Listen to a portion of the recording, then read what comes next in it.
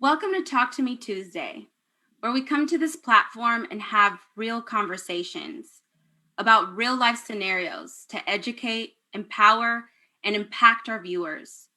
A year ago today, some of us witnessed, watched, or heard about a man that died due to police brutality. His name was heard everywhere, from social media, the news, and even chanted down your city's streets. This situation created a worldwide movement, and together we created awareness. Together we demanded justice. Together we fought for what is right, and together we demanded accountability. All in the name of countless victims, specifically the one that lost his life a year ago, George Floyd. Today we'll be having a transparent conversation on what this day means and what's next.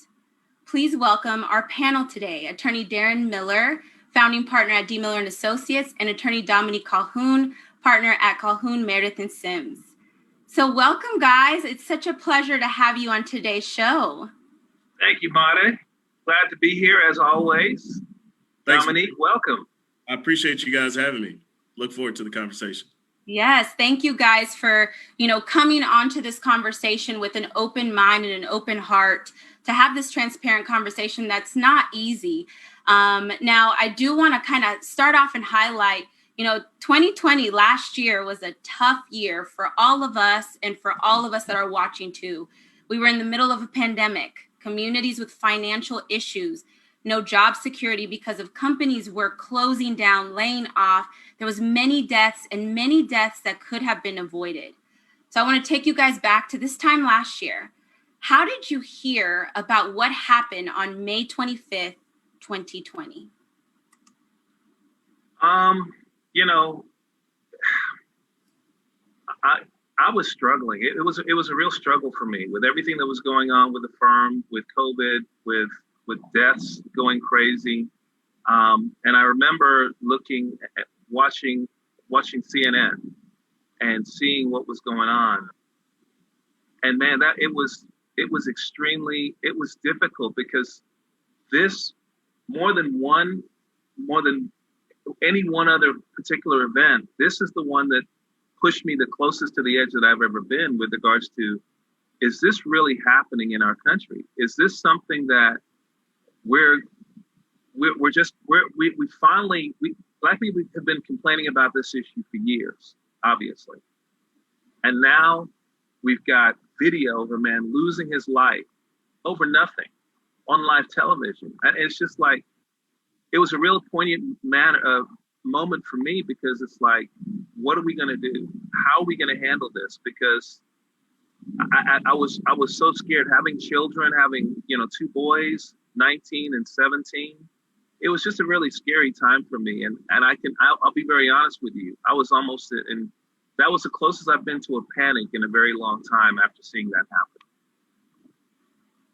Yeah, it's kind of the same for me. So I remember kind of vividly because of some things that happened that night. I was at my house and I had a friend over, and I had just barbecued and we were talking just in general. And then all of a sudden I got this text. It's like, turn on CNN. So I flipped the channel, and just like you, Darren, I'm watching CNN and I'm watching the city burn, right?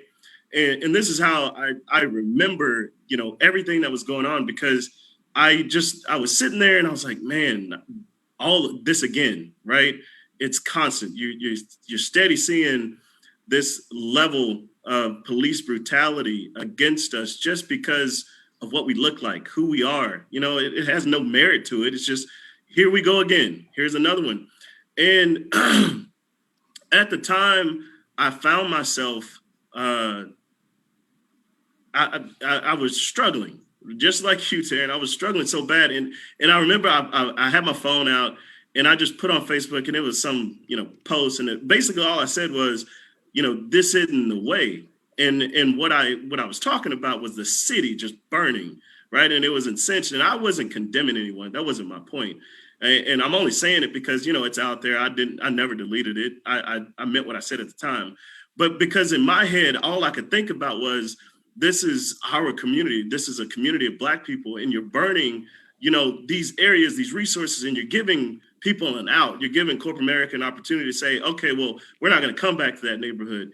And I just remember working within the community, all of, the struggles that you got to go through just to get a grocery store in the neighborhood, just to get, any opportunity of economic development. And that's all that I was thinking about. I wasn't thinking about, the pain and the anger that everybody was experiencing. And then I started getting all these pushback.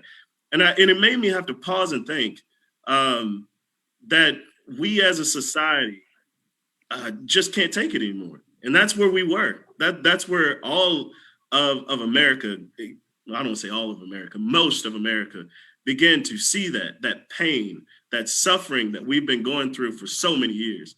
And so that was, my internal conflict that I was in, thinking about, how do we move forward, but at the same time, don't disenfranchise ourselves. How do we make ourselves heard? And at the end of the day, I mean, what that community did at the time, even though people want to call it radical and all those other kind of things, it made noise. It made people stop, think, understand, reason with what is going on with African Americans in this country. Dominique, when you see the neighborhoods burning, when you see that the grocery stores going up, you see them damaging their own communities, it's like, hey guys, you can't do that. You can't do that. Don't do that. But then you think about it, it's like, how else, in many ways, how else can they express themselves? I mean, they felt that they're not being listened to politically. No one listens to them with regards to the fact that, hey, Black people are getting killed, do something. So that they feel like there's no other outlet for them other than to burn their own stuff. And it's just, you hate to see it, but as you said, unfortunately, it got attention to the situation, and we kind of move forward from there. Yeah. Yeah, and I want to thank you guys for sharing your moment and what you felt at that time. Everyone felt something different, a lot of fear, a lot of confusion. What do we do? How do we release this? And so I want to thank you guys for sharing that. Now, I want to see if one of you guys can summarize what happened here. I know a lot of us have seen on the media, there's a video and or other things that were on CNN. So as an attorney, I also want to hear what your thoughts were, since you guys have studied these federal and state laws. Tell us what happened and what your thoughts were about what happened. You're talking about with regards to the incident itself? Yeah, with George Floyd on May. I mean, again, Marty, I mean, I think we've seen this situation play itself out 1,000 times, where, if not more. Whereas, you have a Black person interacting with the police officer, and the result of that is something that should never happen.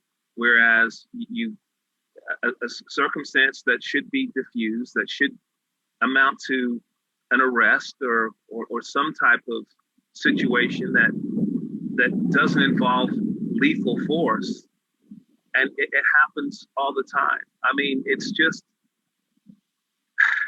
it's something that's appeared it's accepted, and it's something that we're not doing enough about. I know we're going to talk more about this situation and what's going on, and I'm hoping we're starting to turn the corner. But it's just that it's open season on people of color with regards to what are their lives really worth? What are our lives really worth? And I hate to have that, to think about those things, but that's what kind of runs through my mind. And fortunately, this situation seems to be moving in the right direction. But look, quite frankly, what we've had to get through to get there. It's unbelievable. So, I hate that, that this is the society that we're in. But the one good thing that I have to say from all of this is the fact that, people cannot hold your head bury your head in the sand anymore. You can't just say, oh, this is something that doesn't exist. You can't just say this is something that it's not real. It is out there now. It's out there. And the thing that I think kind of makes this situation different than others is that it's not just Black people kind of holding hands and singing about this situation. It's taken the loss of Mr. Floyd's life to get people nationwide, Black women, men, women, children, everyone kind of banding together to realize this is a nationwide problem. This is an issue it's institutionalized. It's something that we all have to deal with, and we all have a responsibility to do something about it. You just can't stand on the fence anymore, Marty, with regards to whether or not is there a problem in America with the race relations. This video clearly shows you we still have substantial problems. We have a long way to go. Yeah. And I know, just to let you know, we did lose Dominique due to technical issues, so he'll be back shortly. I do want to ask you, if you allow me to, if this has been something in your past that you've experienced that you can relate to. It breaks my heart when I ask that question. There's a lot of people that say yes, and it becomes normalized. So could you think of a time or a situation that you've been through a similar situation or felt in that way, as if, there was some type of racism or social injustice that happened towards you? Yeah. I mean, look, I have to be honest with you. Yeah. I've been discriminated against. There's just no doubt about it. I remember, and I'm not ashamed about this. Back in 2013, my office was raided.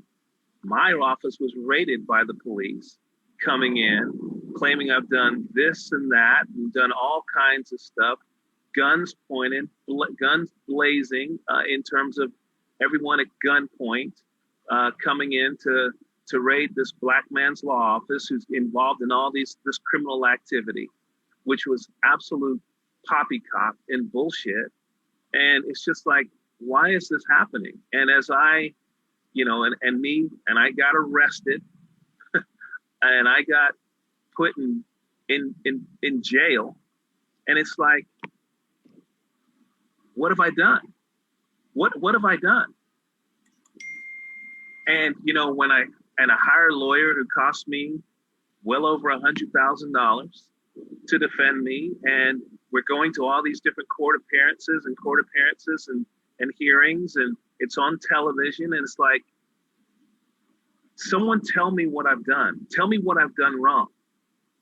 And, we're weeks and months into this trial and this situation. And it's like, and my lawyer's like, Darren, I've looked at their file. I've looked at their evidence. I've looked at their information. They have nothing. They have nothing. There's nothing here. Well, then why did this happen? Why did I get arrested? Why did my whole world get turned upside down? And there was no other rhyme or reason that I can really think about other than I was a fairly successful Black attorney who was doing pretty well, and we got to do something about that. I mean, so yeah, unfortunately, I wish I could tell you, no, this is an isolated incident. This is something that doesn't happen. But yeah, I felt that pain. I've been there before, and it's awful. It's awful to keep your head down and think that you're doing all the right things and conduct yourself in a certain way, and then for someone just to come in and just say, sorry, I'm going to try and take everything away from you just because of the color of your skin. And so, again, it's unfortunate, but it's just something that we have to deal with as a people and as a nation moving forward together. Yeah, we're going to talk a little bit more about what that looks like moving forward, because I know there's a lot of people with that similar situation, not knowing why, also having brutality, force being used to hurt them. So we want to kind of talk about that, so that way those that are watching knows that it's happening to our neighbors, it's happening to our brothers and sisters. So I want to take a minute and talk about the video that went viral. And I will be honest, it took me until last month to actually watch it. We will not play it because some individuals still haven't seen this footage, and in respect to them and in respect to the George Floyd's life, we will not be playing that. But this footage shows a man, George Floyd, in the prone position for 8 minutes and 46 seconds. And if you guys are at home, you could see how long that is. It feels like hours. Where his death was witnessed. It was filmed by a 17-year-old young lady named Darnella Frazier. Now, thank goodness, because nowadays we have this little device where you could just flip really quickly and there's your video and there's your camera. So explain to us, Attorney Darren Miller, how has this video helped bring this brutality to the light in regards to what's really going on? You know, Monty, I think that the way it does is that it's just so unfortunate that Mr. Floyd had to lose his life to for people to understand in this country. It is there is a double-sided or a double the scales of justice are just not equal. It's just not fair for everyone. It's just not. Watching that video to me, and Marty, much like yourself, it took me many months to watch that video, more than 7 months, because I listened to it first and just listened to just the things that he was saying and asking for his mother and just praying and just thinking about this man who was powerless to defend himself, having the life squeezed out of him while these other officers just watched. It's just so brutal, so needless, such a waste of life. And it's just, how could that be okay? How in this society do we allow these things to happen? And there's a question as to whether or not whether it's wrong or it's right, whether was racially motivated or not. I mean, the video speaks for itself. This is, whether you're black or white, man or woman, I mean, we're all human beings, okay? And just to have his life extinguished right there in front of us, it was awful. It was terrible. The only good thing that came out of this thing was that this video forces all Americans, all people throughout the different countries to understand we've got a problem here. We got a problem that we got to talk about it. We got to get it on the table, and we have to discuss these issues so that things like this never happen again. Dominic, I see you. I know you're back. Any thoughts on that, on the video? And did you have any specific thoughts as to when you saw that video first? And have you watched it? Yeah, I have. And sorry, I'm in my office, and there was just a huge thunder, lightning strike. I guess I'm doing this from my phone now. But yeah, no, definitely. I think it's the same thing that you just said. When you initially watch that video and you hear him and you see the interactions, I mean, if you watch the trial and you see the interactions with him saying, "Hey, I'm claustrophobic. Just give me a minute, right? Help me. Just help me." And then they drag him out, and then you sit there and for what we thought was 8 minutes, then turns into 9 minutes and 29 seconds. And I still remember, because there were a number of folks, the Floyd family, the number of activists, and everyone outside of the courthouse before the trial happened. And they said that they were going to kneel for 8 minutes and 40 seconds. But when the trial begins, Jerry Blackwell gets up and he says, "We're going to talk about 9 minutes and 29 seconds. And in the thought, I mean, Darren, think about when you work out or when you're doing any task, 9 minutes, that is a long time for three men to put their weight on someone. And you still hear him constantly. I think it was 25 times. I know it's 20 plus times. He was saying, "I can't breathe." And the depravity of just not saying, "Hey, okay, guys, get up. Let's just let him breathe. Just get up."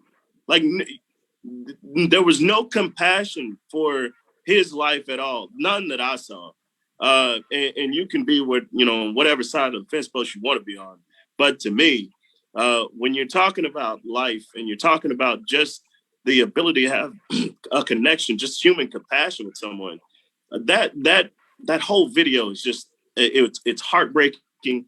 It's troubling that any person, especially someone who decides that they're going to protect and serve, that they're going to give that kind of energy back to someone in the community. It was pointless to see that man lose his life that way. Yeah. Yeah. And I know those thoughts are valid. I know everyone has a different opinion, but you know what this video does? It doesn't allow them to create their own narrative. This video put everything on the light. And I know they even put a report that had a different narrative, but this video, if it wouldn't have came out, that true story, we would have never known.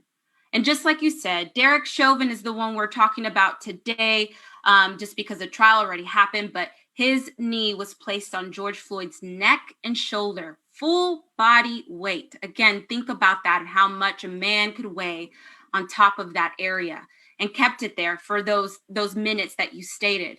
2 other officers helped pin him down from the waist level to the ankles, while another one prevented witnesses from interviewing. Now, that's also very hard to watch someone's life and not be able to do anything. So in your opinion, with all these facts that I kind of just mentioned just a little bit, there's way more. Was there a crime here? Was there a murder here, which highlights the police brutality, in your opinion? I mean, there's no question in my mind that there was multiple crimes here. I mean, such excessive force was used. There was no need for it. Cooler heads should have prevailed. Their training should have kicked in. He should have been, arrested and booked and processed, and we shouldn't even be talking about this. But because the officers felt his life was meaningless and worthless, this is where we are. And as you just noted, Monty, very fortunately, thankfully, we had that video. Thankfully that we've got the knowledge now that these things are happening. These things are going on throughout the country, and that we've got a systemic problem that we've got to deal with. It's just unfortunate that, again, he had to lose his life for us to get to a point where we have to have these tough conversations to figure out what we're going to do next.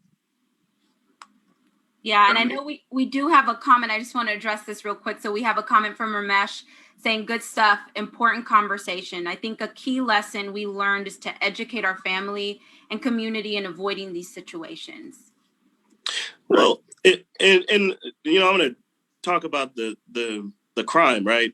I said this before, depraved heart, right? The malice, discontent for someone's life. Just the way that they told it to us when we were in law school, it was, imagine that you just go, you take a gun, you stand on the bridge, and you just open fire, right? You could care less about the lives that you are going to impact. And the way I see it, right, when you are just sitting on someone in the neck, right, you could have been anywhere. And I'm not trying to at all justify anything he did, but I'm just saying you had 2 other people that were right next to you. How many people does it take to hold a man down? That's the part that upsets me and myself, just like Darren. I mean, we're fairly larger African-American men, right? I'm sure Darren has heard this before. Your towering figure, and I'm sure you're strong and all that other stuff. So what is it? And that's where you get that, I think probably where you were going with it, Darren, that fear concept, right? Is that, hey, this could happen to my kid. I mean, my nephew is 5'10", a running back, and I fear for him all the time when he goes out. That's the problem. It's like, how much does it take for you to actually subdue a person, and then for you to just sit there on them? It's ridiculous, and that's why I say, when anyone asks me, was there a crime committed? Absolutely. He had a depraved heart. He could care less about what happened to George Floyd. That's the way it looked to me, because you didn't have to sit on someone that long, and you didn't need 3 people to do it. Dominique, you bring up such an important issue, man. And very honestly, God has really blessed me out a great life, beautiful wife, awesome family, and I'm good. God forbid something were to happen to me. I've enjoyed my life, right? I've enjoyed my life. I live my days one day at a time. But what I think about is my son. I think about my son. My son is, and I know Dominique, you're a little younger than I am, but my son is 19 years old. And Marty, Giselle, y'all know my son. He's 6'4".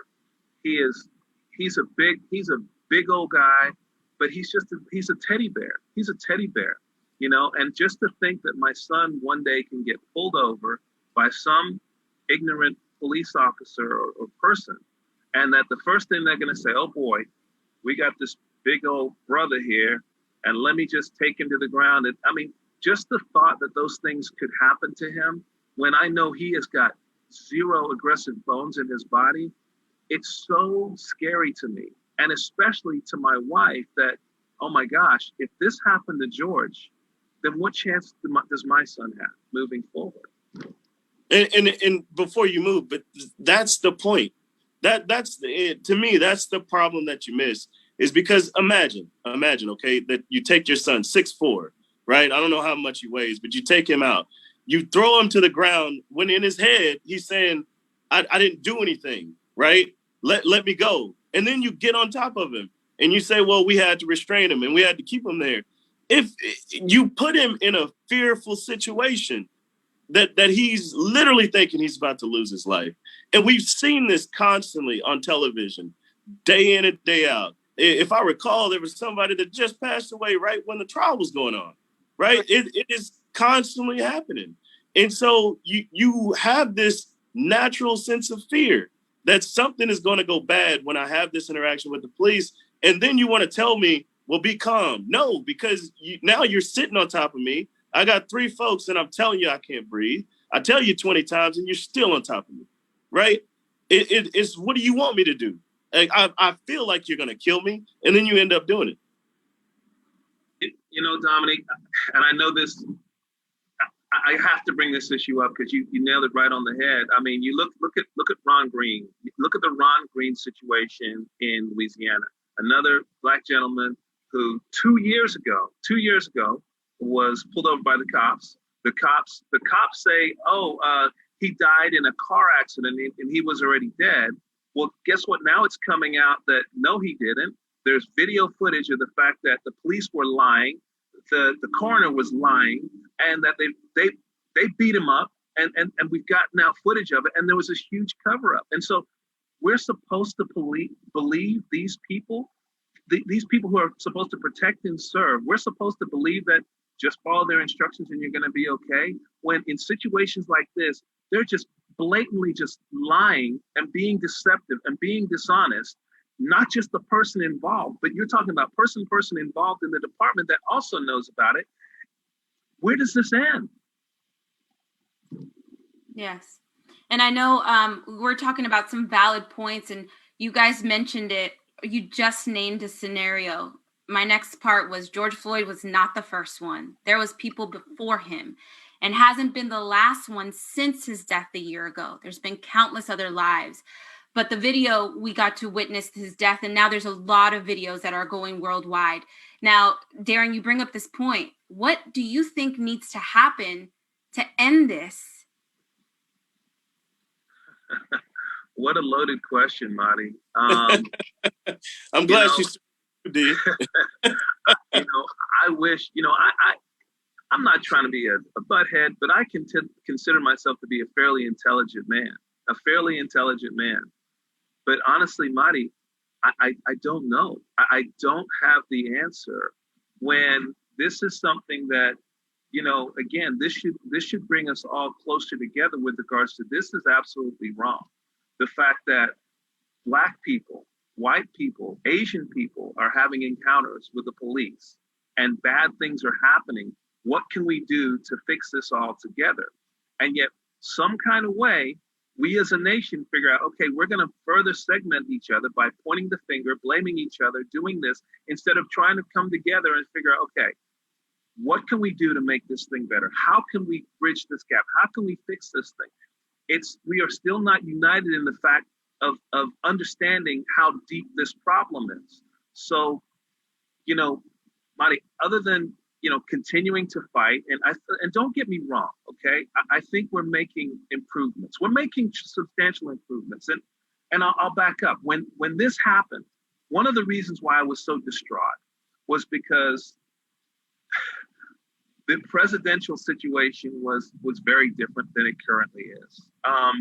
The House and Senate were made up very differently than they currently are. And for a very short time there, I was extremely pessimistic with regards to the direction of this country. Now I have more hope. Now I see what's happened. Now I'm seeing these elections. Now I'm seeing people mobilize. Now I'm seeing different groups and reach across the aisles and figure out, hey, we've got to do something differently. And so it's starting to happen. I'm going to turn over to Dominique to see what kind of answers he may have. But, I wish I had the answer, but other than, figuring out what we're going to try and do and making sure things like this don't happen in future, that's a real tough question. Dom, what do you think, man? Yeah, and so, Dee, for me and my perspective, I think what's important is that we start with the training of officers, right? We all come to this world empty about the concept of race and social class and all these things. Somehow you're taught these things. Somehow you're taught to fear a large African-American walking down the street. Somehow you're taught to fear a young kid walking down the street in a hoodie, right? Sometimes you're taught to fear these African-American men in certain social situations for no reason other than someone had a bad experience one day.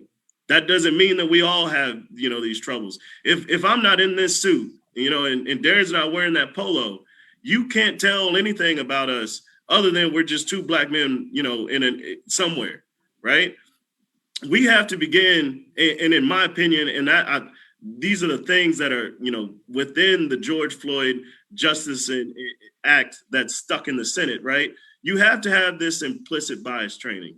You have to get it to where people actually take it seriously. We all come to various different, walks in our lives with, some form of bias, some thought process, something that went on before, and it's human nature, right?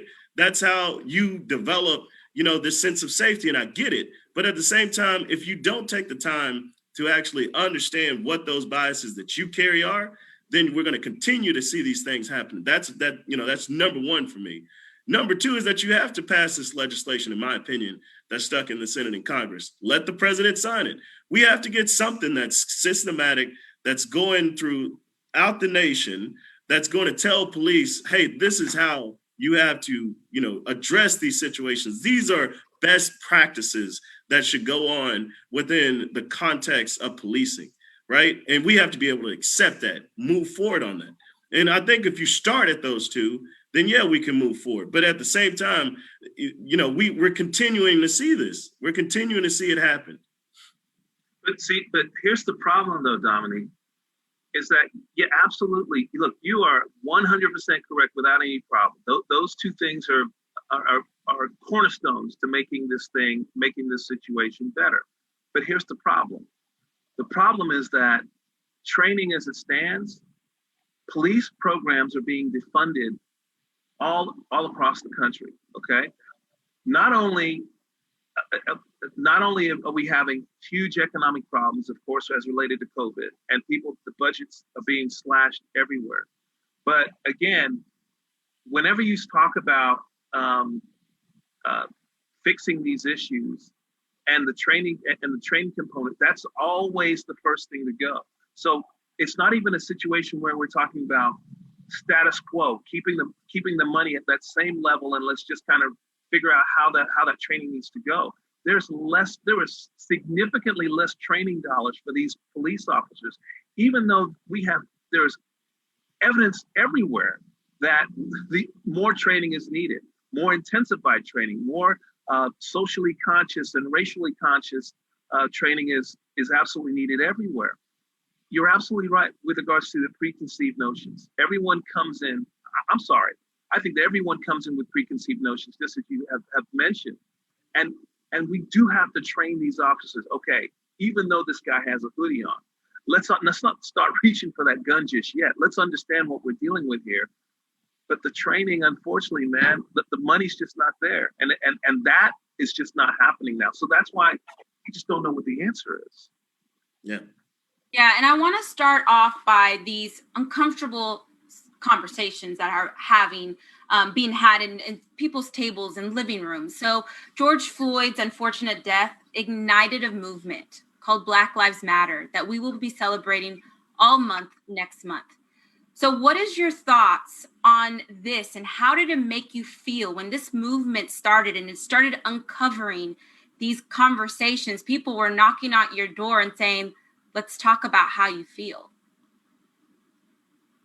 Man, the Black Lives Matter movement was absolutely pivotal, I believe, in getting attention to this issue, nationwide attention, and understanding what we were going through, and bringing light to these issues, and giving us a point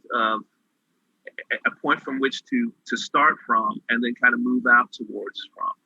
And so I'm so glad that they've put this thing together, and they've made it work, and they've coordinated it not only on the local level, but just nationally throughout the country, with regards to bringing the attention to this systematic problem.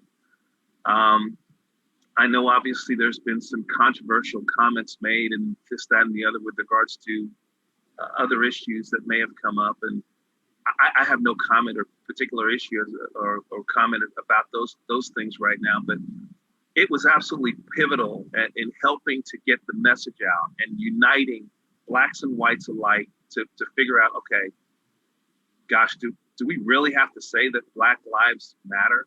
And having that discussion, because I had those discussions with why do we have to say it? Because your folks aren't getting killed in this fashion. And so it helped to provide some kind of understanding with some of my friends who weren't of color, to understand what we were dealing with. So I think it was beneficial in many different facets. And here's the other part to that, at least for me. The statement Black Lives Matter, the movement, doesn't mean, right, it's exclusionary to someone else, or that nothing else matters. All we're saying is that it matters. Take time to understand what we as Black people have experienced in this country since 1776, right? Take time to remember that it wasn't but 60 years ago when we were getting sprayed down, or 70 years ago when we were getting sprayed down with water hoses, right? Having dogs unleashed on us, being lynched over 100 years ago. Understand that the story of America is what it is. So within that, understand that we're saying we matter too. Not that we're the only thing that matters, but that we matter, right? Just as much as you would care that if George Floyd was white, excuse me, that if he was white and they were sitting on his neck, would you care, right? Or if he was any other race or any other color, would you care? That's where, the breadth of that statement comes from. It matters. It matters that, yes, we're African-American, but we deserve the same rights to life and liberty that everybody else in this country deserve. And that's where we are. That's what it is. LeBron James always gets flack, but when he was asked the same question, he said, Black Lives Matter to Black people is a lifestyle. It literally is our life. That's what we're trying to get you to understand. It's not to the exclusion of anyone else. We're just trying to say, look back at our history, understand the history. Don't try to whitewash it. Don't try to eliminate it from the textbooks. Don't try to move it off to the side, because if we do that, then we're back at square one, where nobody understood and nobody knew, hey, that this ever happened to them back then. We need to understand that this is what's going on. This is the passionate plea of Black people. Understand that we matter. I was talking to one of my white friends that I've known for a little over 20 years, and to kind of explain to him the concept and to get a better understanding as to what Black Lives Matter really means. And so so we got into this discussion with regards to racism, and he was just like, "Man, D, I have to be honest with you. I just don't believe those things are really still out there. I don't believe it." And and we started going to school. It was funny. We started going to school like when I was in the 7th grade in the west side of Houston here. And I explained to him. I said, one of the reasons I moved from I was in Lubbock, Texas, going to school, and I told him one of the reasons that we moved from Lubbock, Texas, to Houston was because I had to attend private school. And what my parents didn't tell me was I attended private school because the public school there was segregated, and I couldn't go to school with the white kids. It was segregated. And so he's like, "Are you serious? This isn't like your grandkid, your grandparents?" I'm like, "No, this is me. This is what I went through." So, brother, I'm telling you, this stuff is still out there. And it kind of was a wake-up call for him, like, wow, okay, I guess these things do still exist. I'm like, yeah, we just saw a black man get killed for no reason. These things are still out there. Yeah, and I want to talk about some of these transparent and for some people uncomfortable conversations.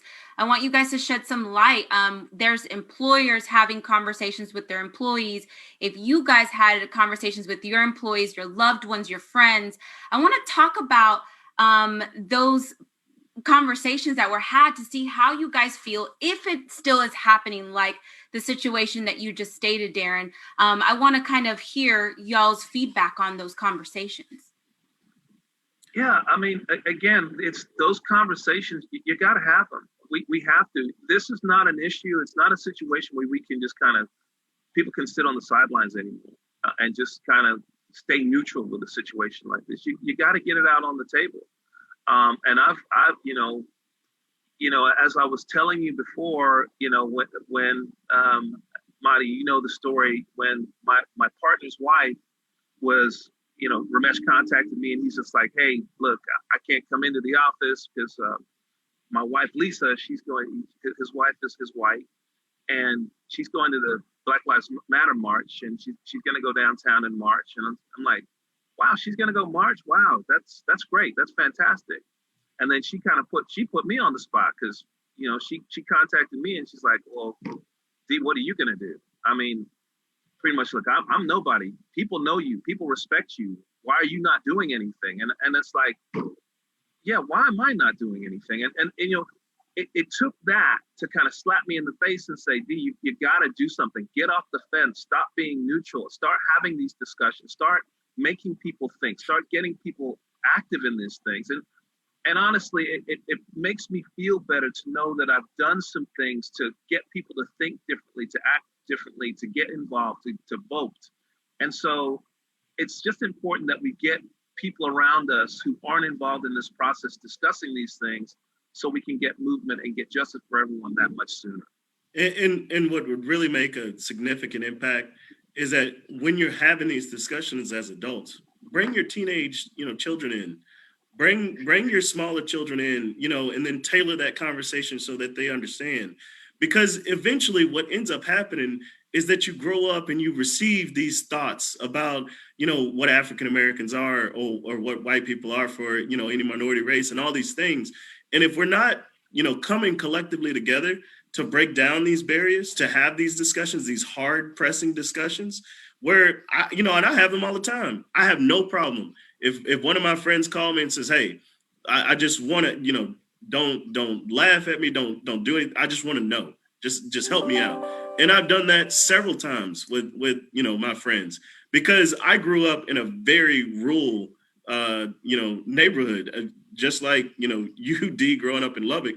I grew up in Cleburne, Texas, and people don't even know where that is. It's a little speck on the map, right? It's 30 minutes south of Fort Worth. About 20,000 people when I grew up. So this racial divide was even prevalent. I mean, Black people lived on one side of the train tracks, white people lived on the other side, right? That's how I grew up. And it still is that same way today when you go back there.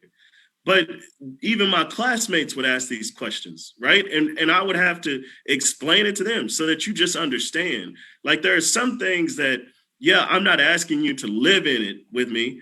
I'm just asking you to understand, to comprehend. to have a little bit of empathy, right? See it from my side, my point of view, and then let's find a way together to move forward. And that's what this is all about. Yes, I agree. These conversations bring awareness, help other people understand, educate, etc. I have a couple comments that I want your opinions on these. So I have Andrea saying, thank you for having this conversation. We all need to be having this conversation more. Thank you. So I think you guys are speaking to those that are watching as well. And I think that's super impactful. And I have this next one. It's pretty loaded. This one's Eric. Eric says they put cops that are not from these neighborhoods in these places that keeps them on a wire all the time. But having people that look like you work in these places, I really think it will get better if they mix the cops and don't put all white cops in Black neighborhoods. Mix and mingle, allow them to learn the cultures and vice versa. What are y'all's thoughts about that comment? Yeah, I think Eric brings up a good point, that we have to use better judgment with regards to the way in which we mobilize our police force, the way in which we have them interact with their societies. And I think that having those local police forces with people that are of those neighborhoods and maybe look somewhat similar to them in many cases is going to help. It's just a situation where, we have to use better judgment and learn from the mistakes that we've made in the past. And when things haven't worked, we got to do things another way. Too many times we see situations where things don't work and we do very little to change them and to modify them and to make them function differently. They become systematic in nature. And so we've got to be the force of change and reason and do things to bring attention to light things that aren't working so that things can work better for people in the future. Yeah, and my position is, I think it's great that if people, go back or they live in those communities and they work within them. But even if they don't, my position is there should be some form of incentive or some form of basis to where, hey, maybe, you don't live in that neighborhood, but why not go there, right? Why not the police department say, hey, a day of the week, why don't you go into the neighborhood, find, a local community to work with? I've seen, these photos where, officers are sitting there playing basketball with the kids. Those kind of things, give children the ability to say, all right, not all cops are bad, right? That's number one. Number two, it gives those cops or those police officers that are working there an opportunity to actually work within that system, to learn, the kids that grow up there or around there. And these things are happening. Let's not act as if, and I don't want to, that, hey, they're all bad, right? I have cousins that are cops, right? So they're not all bad. But at the same time, you have to give them give them the ability, but try to incentivize them to actually go within those neighborhoods, learn the places they're patrolling, not just by, hey, here's the crime statistics in this neighborhood and that one, but more so, hey, whose grandmother lives around the corner that, she's been there all her life and she's the only one there. Maybe I, stop by there every now and then just to check on her or something to that effect, right? Then you become, better at your job, which is to protect and serve, right? They'll know who to call. They'll know, hey, when he's coming around the corner, he's just, trying to help us out. It makes the whole concept of community policing and policing so much better. Yeah, those are great perspectives that both of you guys brought up. Now, I want to fast forward real quick and just touch a little bit about what happened of April 2021. So not even a year of this crime that we mentioned of George Floyd, where the public was televised the trial and was shown the state versus Chauvin. In your opinion, due to how the court system works, and especially during the pandemic, was this executed in a rather rapid timeline? Look, I honestly, obviously you always want swift justice, especially in a situation like this. But honestly, I thought they managed the timeline fairly well. I know there was a big undercurrent with regards to, hey, they're dragging their feet. This thing isn't moving as quickly as they would have wanted it to. But at the same time, they wanted to make sure to get it right. And I think the prosecutors did a pretty good job of making sure that they closed all those loopholes and make sure that they had sufficient witness statements and information, documentation and whatnot to make sure that things went the right way. So could it have happened faster? I mean, clearly it could have, but you know, I don't think that the timeline that I was looking at was unreasonable. Dom, what do you think? No, I think that the team that Keith Ellison assembled, right, the Attorney General from Minnesota, that team did an exceptional job, right? You got 30 plus witnesses. You have video to justify what's going on. They brought out the emotion. I remember, and I can't remember his name, but I remember that older black man sitting on the stand crying, right? Just saying, just give me a second. I had to watch that man lose his life. And you want to talk about emotional, right? You want to talk about feeling what someone felt in the moment. You only get that when you can actually, you know, that's good lawyering, right? That's good talking and making sure that those points are felt, making sure that, you know, a witness has an opportunity to tell that story. And every step of that way, right? From opening to close, in my opinion, the prosecution did a yeoman's job and did exactly what you're supposed to do. Yeah, I actually watched the trial for the whole 3 weeks, and it was solid from the beginning to the end. And when you say getting that emotion, I was on this side crying and feeling exactly what they were giving. Now, before we get into a little bit more of those details, for our viewers that are watching, can you guys explain the difference between a civil lawsuit that was settled in March of 2021 and this criminal case that the verdict came out April of 2021? Dom, you want to take it? Yeah, so from a civil standpoint, what you have an opportunity to do, and this is with any police department that's out there, right? So think about the world that we live in, D, which is, you know, single event, motor vehicle accident, same thing, right? Someone hits you, or a drunken driver. Let's say a drunken driver hits you, right? It's a little bit different because you're talking about intentional versus negligence. But at the same time, you have a right to recover the damages back for what has happened to you, what has happened to your family. This family lost a loved one. They lost a brother. They lost a father. They lost someone who was contributing back to that family. And so from a civil standpoint, the question is, well, to me, there is no question. Yes, they should be compensated. But then that other question is how much, right? Represents the George Floyd family. And I'm partners with Ben on this case and many, many others, way too many other wrongful death cases throughout the country as related to this stuff. The one thing that I want to say that I think, you know, kind of dovetails to something that you mentioned earlier, Madi, how are we going to bring about change, right? How are we going to do that? And so, and I hate to say it, and I think one of the biggest ways we're going to bring about change with regards to making this type of stuff stop is hitting people in the pocketbook. You'll notice the huge award that George Floyd, his family received in this matter, $20+ million.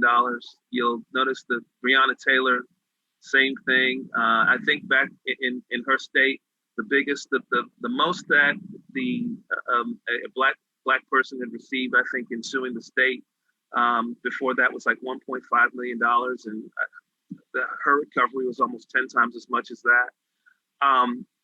I think you're going to see these huge verdicts that keep coming out because these things are going to keep happening. And then at some point, these cities, these states are going to figure out, whoa.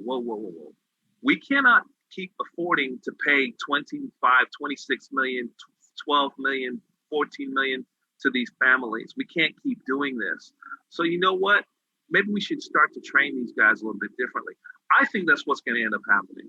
I'm hoping it doesn't take all this and many years for this to happen, but I think that's the biggest thing that's going to create change with regards to Black people being treated as humans. Yeah, and I know the world was watching this criminal case. The world was watching, you know, the verdicts that came through, the civil case, all of which you guys are kind of talking about. And I want to thank you guys for giving us some clarity on the difference. Now, the trial lasted 3 weeks, which was the state versus Chauvin. So let's talk a little bit about this trial and your opinions on this process. So the prosecuting side, for those of you guys that are watching, which was represented by the state against the defense, which was Derek Chauvin's team and attorneys. Can you guys explain some of the process of how the trial works on the criminal case? I know we saw, who starts it, who cross-examines, how long, all that detail that you guys as lawyers kind of know it like the back of your hand. But for us, this is a little bit new to us. Can you guys just explain a very general how this works in trial? Tom? I mean, I can, but so when you're talking about the trial and going through that process, right? So you're going to have an opening statement, and that gives the opportunity for the prosecution to say, look, here is my burden, right? Here is what happened, and here's what we're going to prove happened, okay? And the same thing is going to be there for the defense. The defense is going to have an opportunity in that opening statement, similarly to kind of rebut, say, hey, yeah, we understand that that's your theory of the case, but this is what really happened. And so you will hear, after that opening happens, then you get into, presenting or putting on your case. And so that's where you get, that number of witnesses. I think it ended up being 45 witnesses or so. And each witness, you put him on the stand. Then that defense attorney has an opportunity to cross him, right? So you get a direct and a cross, redirect, recross. And that's what takes so long, 3 weeks you're talking about in this process, because, yeah, it's 45 witnesses. But let's say, the prosecution is walking through. They're trying to get all of these facts, all of this information. And I'm not even talking about experts. I'm just talking about someone who was sitting there, who watched it happen, right? And you're trying to get them to basically state, hey, this is what I saw, okay? And as the prosecution, you're laying all that out. And then the defense comes up and they say, well, okay, that may have been how you saw it, but did you ever consider this, right? And that's how these trials take all of this time. And then after that, you get an opportunity for the defense to come back and say, hey, I have my rebuttal. I'm going to put on my case in chief, right? And so then when they do that, and this is, if you watch the trial, there was a point where there was some contention between, it had to do with asphyxia, I believe it was. Darren, you can correct me if I'm wrong, but it had to do with the exhaust, right? The defense was trying to say, well, he died before even, the kneeling on the neck because it was the exhaust. And the prosecution was saying, okay, well, we're going to bring back our witness and we're going to put him back on the stand. And everyone, at least I was, and if you're familiar with the legal process, you were probably on pins and needles when Jerry Blackwell was sitting there asking him those questions. And you're like, Jerry, don't do it. Just leave him alone, right? But Jerry did it so flawlessly, right? You're asking the right question. You're not dipping into it. You're presenting a new case or new facts, because when the prosecution rests, they have no opportunity to start putting on new facts that were never brought in. So if you do that, if your expert comes in and then they start talking about things that you never presented in the first place, as soon as you start doing that, mistrial automatically, because now you've infringed on the right of the defendant. The defendant has a right to put on their case in chief, just like the prosecution. And so that's why, if you saw it, I think it took like an hour, maybe two, when they were going back and forth and the judge was saying to Jerry Blackwell, okay, tell me exactly what you're trying to ask. What are you trying to get at? What are you trying to look at? And Jerry was saying, okay, this is what we're going to do. The defense came in and saying, well, I want to object to that because they're trying to do this. And if at any point that expert witness would have veered off script, would have changed, started talking about something that he never talked about before, you wouldn't have saw Derek Chauvin taken away. You would have heard a mistrial, and then that would have been over.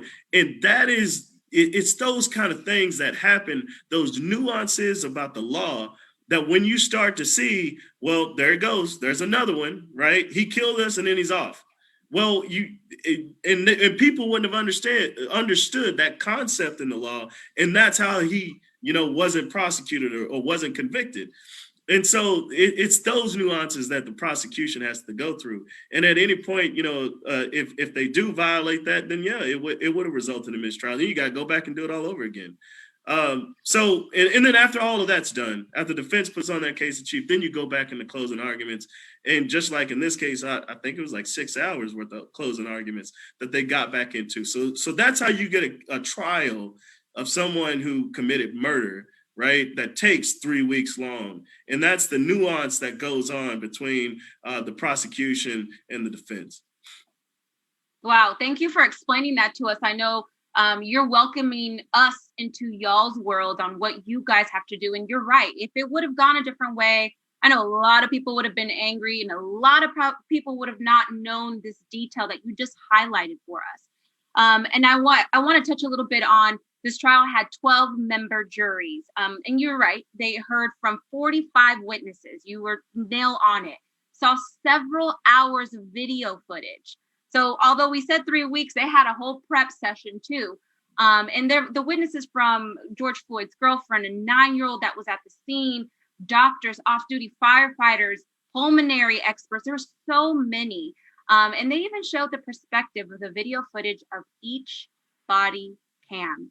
So before we get into the witnesses, let's talk a little bit about the jury, whose names are not disclosed and protected. But what we do know is that there were 6 Caucasian, 4 African Americans, and 2 multiracial. So explain to us how the jurors get selected. Is there like a strategy? Like, let us into your world just a little bit if you guys are able to. Yeah, the jury selection process, it is absolutely key and fundamental to figuring out or deciding how things are going to go. You have to, from a very limited amount of information and from a very limited amount of questions, you go down during the impaneling process to figure out, who do I think, from asking them a series of different questions about their history and where they've been and their experiences, are going to give my client the best chance of giving me the result that I'm looking for, right? Now, of course, what the judge is looking for is someone who can be impartial based upon the information that's being presented to them. But again, what you're looking for is, as counsel for one side or the other, okay, who is going to be more beneficial to my side, right? And so you get a number of selections. You're going to get to strike certain people if you don't like the answers that you hear from certain folks. But that process is very important. There's so much strategy in figuring out, and I'm sure Dominique's done this many times in terms of you have whole trial teams to figure out, okay, who are the right people that maybe look like us and act like us and have similar experiences to us, that might not only vote in my direction, but might potentially influence others to say, hey, this is the right decision, and we're going to pick your side's arguments and move forward with regards to deciding who's going to be successful with this case. That's great that you definitely shed some light on that. I think that's also very important. If it were to go a different way, your jurors, are the ones that are making that verdict, guilty or not guilty. I think it's important. Go ahead, Dominique. No, I get this, and it's this misnomer, right? And D, you probably experienced this a lot, right? Somebody says, "Oh man, I got jury service. I don't want to go to that," right? But listen, I'm so serious about this. This is my passionate plea to everybody out there. We need you in jury service. We need Black and brown people. And I'm not advocating it anyway. What I'm talking about is that you have to start understanding that it's the constitutional right. And you could be the deciding factor, right? In one of these cases where somebody may be accused of something, and now they got 12 of their peers, because that's what it is, right? 12 of your peers are passing judgment on you. But if we can't get, down through all of the strikes and preemptive strikes and everything else we got to get through, D, right? If I can't get down when they talk about this random jury pool to folks that, may understand exactly what this person was going through or understand that plight, man, it's so difficult, right? And that also plays into it, where you have these police officers that may be, on trial well, you never really talk about the jury and all the folks that are on there, but well, let's say if we had more diverse folks on the jury pool, well, now do you get a conviction, right? And this is how you, as someone who's not a lawyer, can participate in the process. So that's why I'm saying it's my passionate plea. I'm not saying or advocating that, hey, all Black people, when you get the jury service notice, go do it. I'm not saying that, but what I'm saying is, if you want to effectuate change, right, you don't have to be an attorney like us. This is an option for you. It's one way. Show up to jury service. Answer those questions when they're going through Vidar. As we said down in the South, voir dire is just a process of us asking the jury about this, your thoughts and opinions about certain things. And that's how we pick them, right? There's various strategies. Everybody, every lawyer has their own. But when we're going through that process, that's what we're trying to figure out. Okay, when we're trying to make that selection for who should be on the jury, we're trying to see for our case, hey, is this person reasonable? Are these individuals reasonable to understand that, hey, in this aspect, this could actually have happened to a person and it's murder? Are you just open to the thought that a police officer could commit murder, right? And that's how you can actually be a part of that process. Yeah, be a part of the change for sure. I definitely agree. And I want to thank you for that. So for the first time in this case and in history, the blue wall of silence was broken in this trial. And I know you kind of touched a little bit about it, Dominique, but what does this mean to you guys? What does it mean to me, to us that are watching? What history does this really mean for any future cases? Hopefully not many, but future cases like this. I know Dominic had some really good insight on that, so let's let him start with answering this particular question. You're being put on the spot. I think for me, when you watch police officers around the country start to take a knee, right, and you see the captain of the police force on the stand saying, "I don't know what that guy was doing. That's not what we teach. We do not train our officers to do that," right? That is the blue wall, or the concept of the blue wall has always been, hey, we're gonna cut for each other. We're gonna stick it out for each other. So just like you were talking about, D, right? So you get a case, y'all have actually murdered this man. So now what you do is you write the police report and you say, no, we didn't do anything. We arrived on the scene. He died in the car. Then you go to the coroner. Coroner says, well, it looks like he died in the car. So then if that's all the evidence you have and you don't have body cameras, right? People need to understand that is important. I mean, I was working in the Texas legislature when Senator Royce West was pushing that legislation through for Texas, right? That was about 2 sessions ago. That now, Texas officers have to have it. So now you have the evidence to say, no, that's not what happened. Y'all sit here and killed this man. That is that blue wall concept. Now it's starting to crumble. You're starting to see the ethics of people, right? To say, this is wrong. And for me, if you start seeing police officers willing to testify against another one, right, without having become, the stigma with being a whistleblower or being blackballed within the department, all those different things, that is what's, changing our society, is that you have people who are willing to say this isn't right and stand on the right of justice, right? That's what's important. A few months ago, Monty, I don't know if you remember, but we had one of my good friends, Officer Harry Zamora, on the show, and he's a police officer, and he's told me about his struggles with this particular issue. The fact that from time to time that he's seen how certain officers kind of band together to protect somebody that may not have done the right thing. How there's certain strategies with regards to, okay, this is what he's got, and here's the evidence against him, and here's what we're going to try and do and put this together. And as you said, pretty much everyone just kind of gets in line. And hey, he's a police officer, so we're going to stand behind him. And Harry was one of the key people in some really important investigations, which we don't have time to talk about today, that he said, no, this is wrong. We can't do this. We did something wrong here. Let's just admit it. Let's do the right thing here. And, and he was very much ostracized for coming out and standing up against some of his fellow police officers. So, it gives me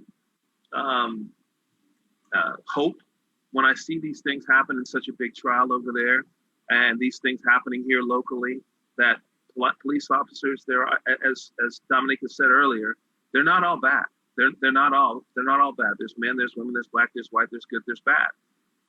And so as long as we have those good police officers, which I believe, I do want us to believe that there's more good officers than bad, but as long as they are willing to break that code of silence and to stand up for the right thing and do their duty, protect and serve, we can get out of this, and we can make society better for everybody moving forward. Yeah, and speaking of hope, this case definitely brought that hope again. So remember, April 20th, they announced the verdict. Jurors took less than a day to reach their unanimous verdict, finding Derek Chauvin guilty of all 3 charges: second-degree murder, third-degree murder, and manslaughter. And I know right now we're still waiting on, the sentencing, but I want to kind of let you guys know and tell you I got super emotional. I was super vested in this case. For the first time, I saw the video multiple times from different perspectives, and tears rolling down my cheeks. And to hear guilty felt good, to have someone be accountable for this behavior, that no human should go through this. And now we have to ask, what's next, gentlemen? Well, much like you, Marty, I was scared. I was scared because the big thing was, well, what if they come back with a vote of not guilty? What do we do with that? Because I don't know where we go from there. When we've got video evidence of multiple officers essentially murdering a black man on film, and what happens if we don't convict him? That was scary for me because, quite frankly, I think at that point, all bets are off. Because if that were to happen, the mistrust of police officers and, quite frankly, the black community at large, I don't think it ever could have been restored. And I hate to say that because, again, I'm the most optimistic man in the world, but I was scared. And so when it came back, guilty, I was very much relieved. We don't have to go federal charges, and I know we got some other backups and things of that nature, and that made it great. But I was very much relieved, and the hope is here, and we can get better. And now this gives us something to build on. That was my feeling. And I share the same. I was driving in the backcountry of Texas. I was headed from Houston to Austin when I got the text. I was going to meet a client, and I got the text that the verdict was coming, right? And I turned, on NPR, and I just wanted to hear it the whole time. And it was one of those things where, and D, you know this, whether it's criminal or a civil trial, we kind of have a feel that if a verdict comes back quick, you don't ask the judge a question, right? There's no clarifying questions there. We're like, they're done, right? They made a decision.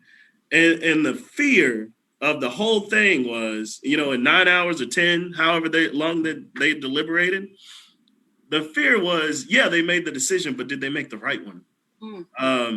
And some people will take offense to that, right? But it was the right one. I don't care what you say. That was the right one. He murdered that man. And so then you think, all of your training, all the times that you've sat there and went through this, you're like, yeah, I know this is going to be right. But just like you're saying, D, what if? Man, what if this goes the other way? I think I'm going to end up, in the middle of Austin, tearing up the city. I'm probably going to be there because at this point, like you said, all bets are off. I'm not going to be the reasonable black man, and all that other stuff. No, it's off. Let's just go. And that's how, when I opened this up and I said, hey, I made my statement, I was still being that logical, reasonable person, right? You begin to understand that when your back is against the wall, when you're at your wit's end, as my grandmother would say, well, what you got left? What are you going to do? Right. And that's where people have been for so long. So at least the way I see it, this verdict is starting to give people hope, right? It's starting to give African Americans hope that, hey, there is a better tomorrow. There is an opportunity here that people will now receive justice for what's going on with them. My fear, though, because I'm still in it, is that you get people like the Senate, right, that can't see what's going on in America, and they're still holding on for whatever reason, political votes and whatever, conservative neighborhoods they're growing up in. I don't, leave all that alone, because there's an opportunity here while we're having this discussion for us to really, like I said, talk about implicit biases, get an opportunity to be more engaged in the criminal justice process, or that is a jury just alone.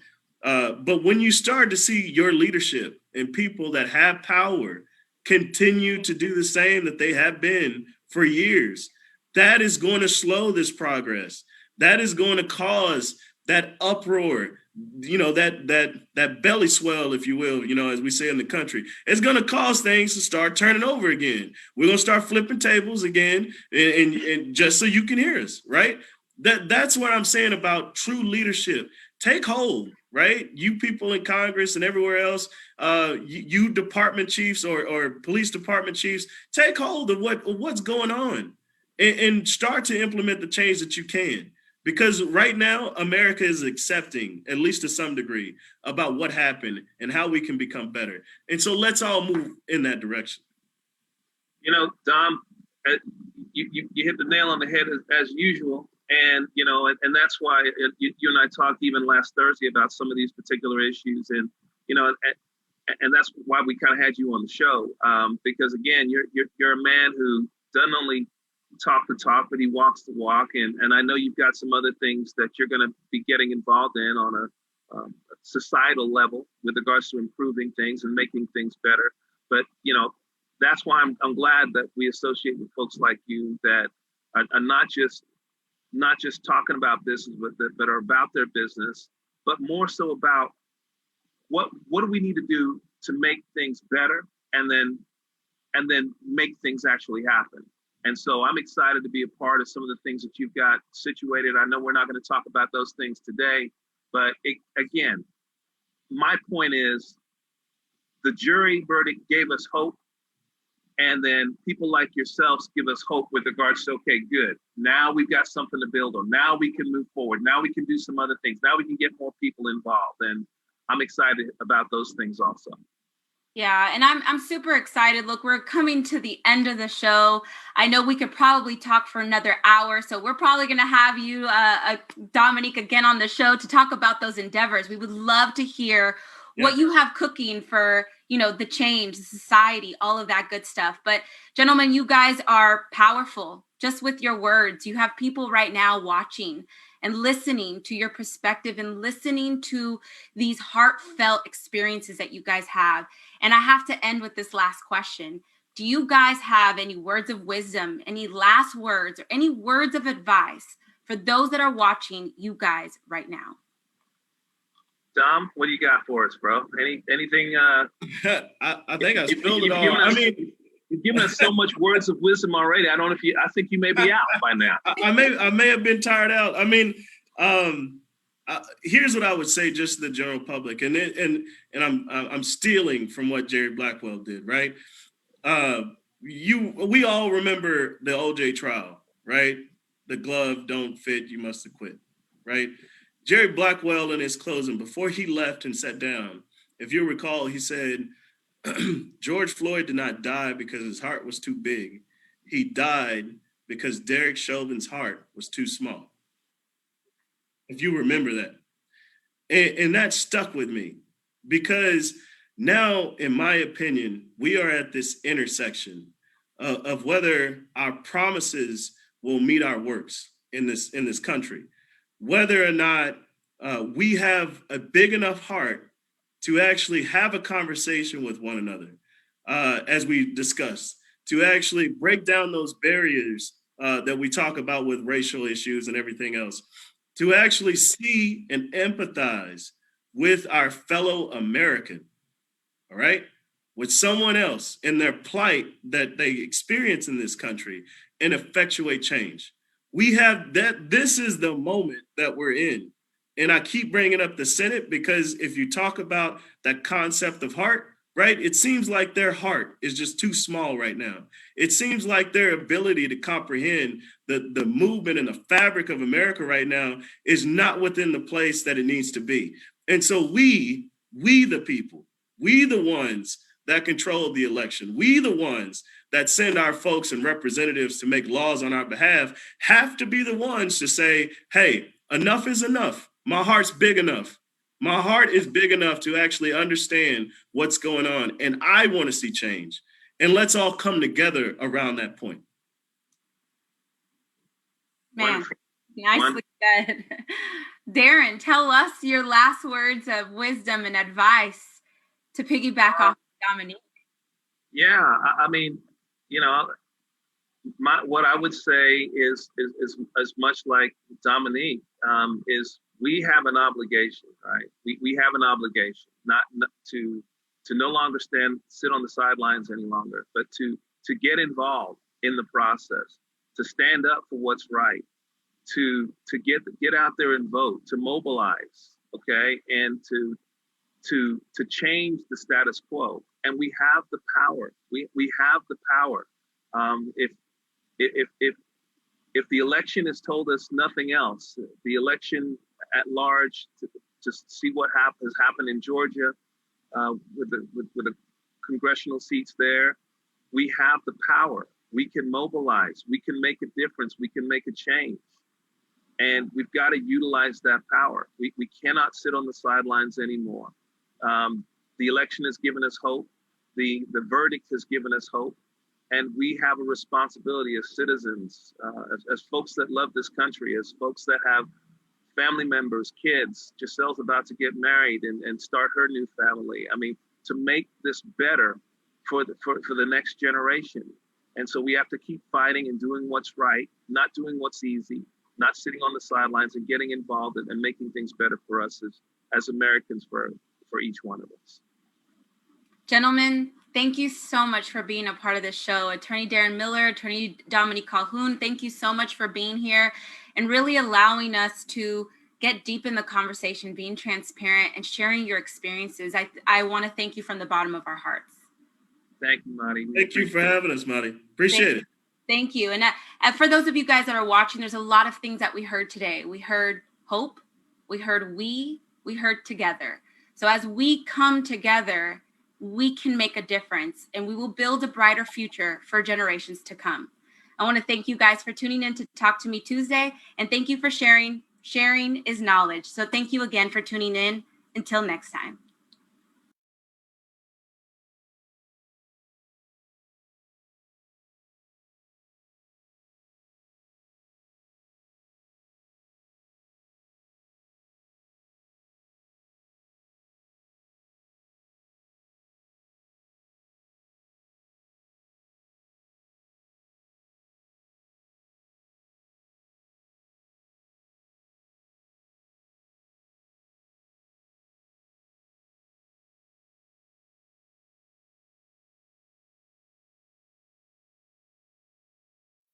Hey there. So welcome. I know you've been waiting for this time to see who the winner for heroic behavior is for this month, the month of May. Before I get started, I want to thank you for watching our show. I know it was such an important show, and I just want to thank you for hanging on till the end to see who the winner is. Now, before I get started, I want to kind of go over what we're going to be giving out.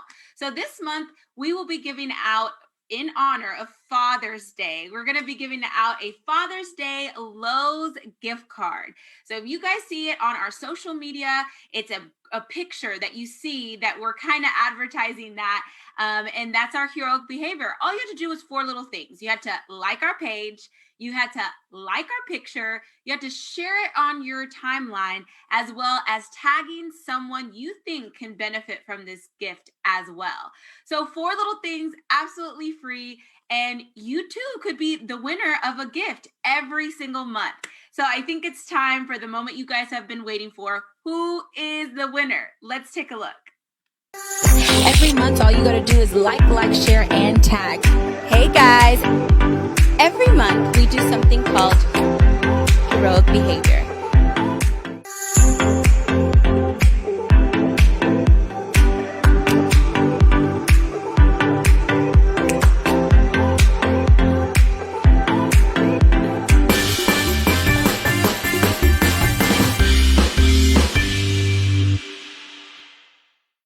Congratulations! The winner is Renee Dennis Simmons. Congratulations. Please make sure you're on the lookout on your DMs. We're going to send you a direct message on how to claim your prize. And if you guys are watching right now and saying, oh, I didn't win, no need to worry. We do this every single month. And so you do have a chance to win. All you have to do is those 4 little things. No excuses. It's absolutely free. So I want to thank you guys for tuning in, but most importantly, for participating in our heroic behavior contest every month. Until next time.